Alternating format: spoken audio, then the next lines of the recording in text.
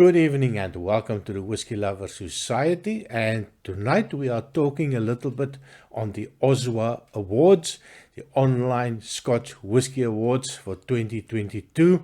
It was so nice when I got an email from Roy and his OSWA team asking me if I want to be part of this year's awards. Absolutely fantastic. It is nice for me to see my name as one of the contributors. A little bit proud of myself. A very small YouTube channel.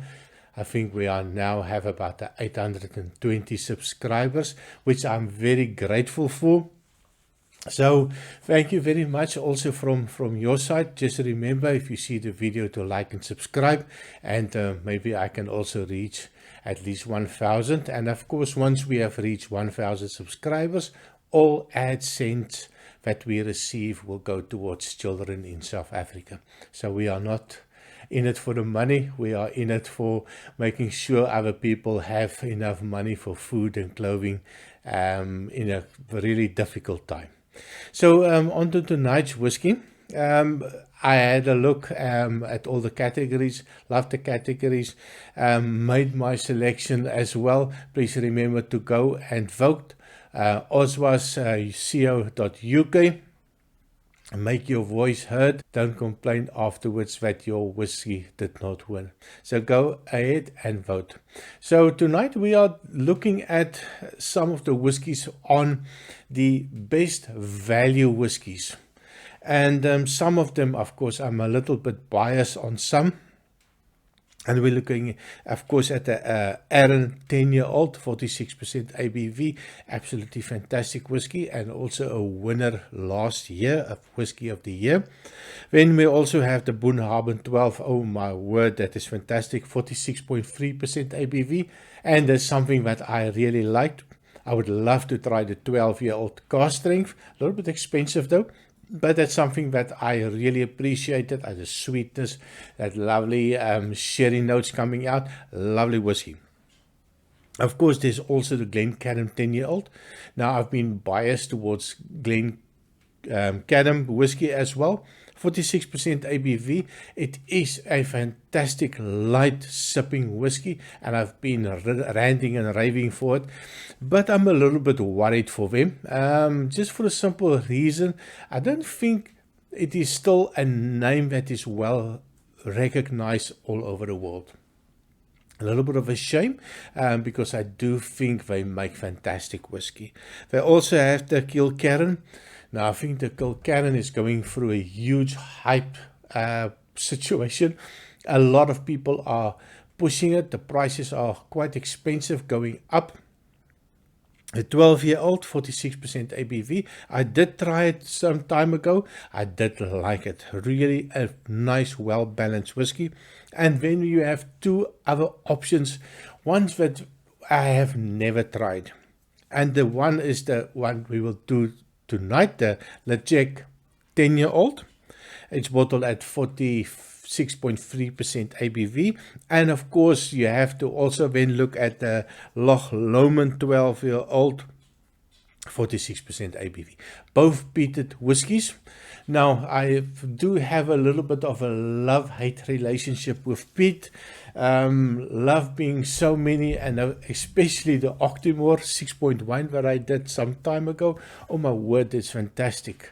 Port Charlotte, oh fantastic. So some of them, and of course when you go down to Ardbeg, not a big fan of the Ardbeg, but they do make some nice ones. And of course Lefroy, always been a little bit too medicinal for me. So love-hate, definitely when I'm talking about peated whiskey, I do know the feeling of some people that just say that's not just for me, especially if you are not used to it. Now, if I think about all my American friends, most of them, when they see or hear about peat, of course they say no thank you, not interested, and I think they are losing out on a lovely different taste. But you need to start gradually working your way up to something that is more substantial. Don't go straight to the high peated whiskies. Of course, once bitten, twice shy. And I think this is a saying that is definitely, when it comes to peat, make a good selection in the beginning and then work your way up once you climatize to all the different and higher parts per million on the phenols. Now tonight we are looking at the Ledaig. Quite a lot of different pronunciations. The last ones that I heard is the Ledaig. 10-year-old. This is a nice, lovely grey bottle or grey box. So it is 10 years old, rich peat, smoke and spice from the Isle of Mull. And of course, this is a bottle by the Tobermory distillery. Quite some information on it. Matured in ex-bourbon cask. This is a single malt, contain the powerful flavors of peat, smoke, sweet, medicinal, with a lingering saltiness. And then of course they also give some information with regards to the distillery. It was established in 1798 on the Isle of Mull. But I don't really care about information like that. For me, it's all about drinking it, nosing the tasting. Do I like it or don't I like it? Bottled at 46% ABV. I'm just going to do a nice unboxing. Unboxing. Well, if I can get the bloody box open. Ta-da! Ex-bourbon. Ex-bourbon, definitely you can see ex-bourbon, that little golden nice hue that you find on the ex-bourbon cask. Nothing, they don't say anything about a sherry influence, so I presume there is no sherry influence. Let's see, on the bottle itself, still not a lot of information. 10-year-old single malt, non-chill filtered. So they do that. They don't say anything about adding color to it, but I think I saw somewhere that they do not add color to it.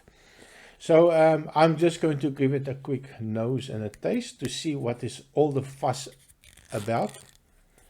There is so many videos on this bottle. I was not even sure if I need to add my 2 cents to so many people that have reviewed it. I know Roy is a big fan of Ledaig. Ralphie, I've seen him also being a big fan of it. So I'm going to add my 2 cents as well. I do like the cork on this one. It looks like it's an old rusty cork, something that they scratched around in the drawer and they found something that fit and they just plopped it on. Jeepers. It's really stuck in there. Really nice little cork. I do like the rustic look on it. Ooh, and on the cork already, I get a lot of that peat. So just going to give it a small pour. This is a neck pour, so I do also suspect that with some time and the level dropping on the bottle, there will be some changes, maybe a little bit for the better, or most time for me, if you give some time for peated whiskey, it does improve for me. So color wise, I do like a nice golden color, maybe 9 karat gold. There's a little bit of a viscosity to it, a little bit of a oiliness, not much, but then you might see there's small thin legs forming, and it just slowly goes down the glass. And of course this also helps if you want to get a little bit of an extra aroma. Just tilt your glass a little bit, just twirl it around to cover the edges, and when you smell, and you'll instantly feel the difference between the two. If you go like this and when you smell, it does intensify the aromas coming out. So for me, on the nose, cheers. Ish. The peat is there. That's the first thing that I get. Definitely not a lot of sweetness on it. And I think that's also why a lot of people like it. For me, I like a little bit of a sweety type of peat. Definitely not this one.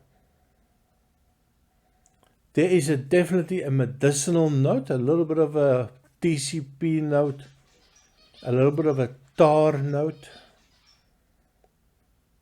But after that initial peat that you get, not sure what is the parts per million on it. Smells maybe 40 odd. Could be a little bit less than that, but it's not overly peated, definitely not. And once you get past that initial peat that covers your nose, there's a little bit of a sweetness coming out. That is really nice. There's a little bit of a citrus note coming out. More like a lemon preserve. So there's a sweetness component to that. Oh, that is becoming more and more sweeter on the nose. Definitely some vanilla. And a hint of a toffee note, or the sweetness of a toffee note, but just a hint of that. Quite nice on the nose, actually. Now, I have seen some reviews, and everybody is ranting and raving. And I must admit, this is quite nice. But it does take a minute or two just to open it up. And of course, don't shake it. Okay, it's not like Ralphie is going to watch my video, but don't give it or agitate it too much. Now, let me just check here. The ABV on this bottle, 46.3% ABV. Even if I stick my nose in it and do a little bit of an agitation, I would never have guessed that it's 46.3% ABV. It feels to me, and I think I'm getting used to high ABV whiskies. It also feels to me that maybe 43% ABV. Oh, this is really nice. I do enjoy it. A little bit of a citrus sherbet note coming out. Nice. Okay, on the taste, cheers.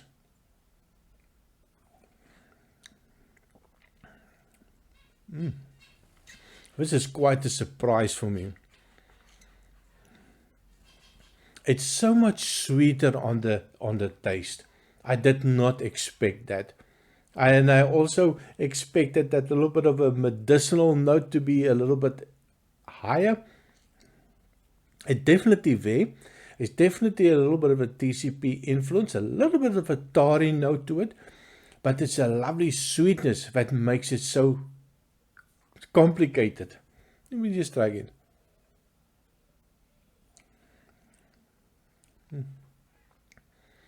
Wow.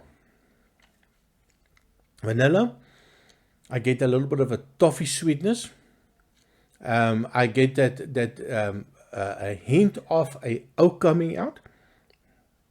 But again, after 10 years, I would have thought it's going to be a little bit more oaky than this one.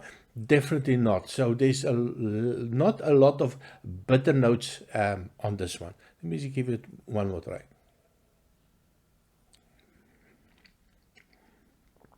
A hint of oiliness, that citrus notes coming out.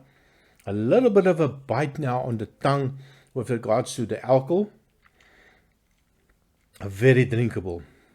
It just covers your mouth with a lovely sweetness, a little bit of a lovely toffee note, a little bit of a citrus note, and that peat that lingers, but a little bit more for me into the smoke than the peat. A little bit of a bonfire note, a little bit of a savory note. And this morning for breakfast, I had one of these Viennas or smoked sausages. So it reminds me so much of that, the aftertaste of the smoked sausage, probably artificial smoked sausage. But that aftertaste remind me exactly on that type of smoke that you get, more than savory smoke than anything else. So a little bit of a difference between the nose and the taste when it comes to the smoke or peat in this case. And it's just really opening up every time that I go back. It's a little bit sweeter and less of that peat note that I get. So definitely for the value of whiskey, I think it was quite cheap. I think I paid it in 30 euros for the bottle, which well, maybe not cheap for everybody, but I think it is a good price for a 10-year-old whiskey. And I do appreciate that. I saw some stupid prices going around for some 10-year-old. And some of this whiskey distilleries starting a rant that are now pushing off this no age statement. Macallan, pushing no age statements whiskies for $1,000. So stay away from it. This one, oh, that's nice. A little bit dash of a cinnamon coming out, a little bit of an apple note. Ooh, I'm getting really confused. Really complex whiskey for a 10-year-old. Enjoyed it. And more sweetness coming out. So that's me on the Ledaig 10-year-old, bottled at 46.3% ABV. Have you tried it? Is that something that you would recommend? Maybe you voted for it. Just as a curiosity, maybe in the comment, tell me which one did you vote for and why did you vote for it. So with that, on the Ledaig 10-year-old, I see you next time. Remember to like and subscribe. Cheers.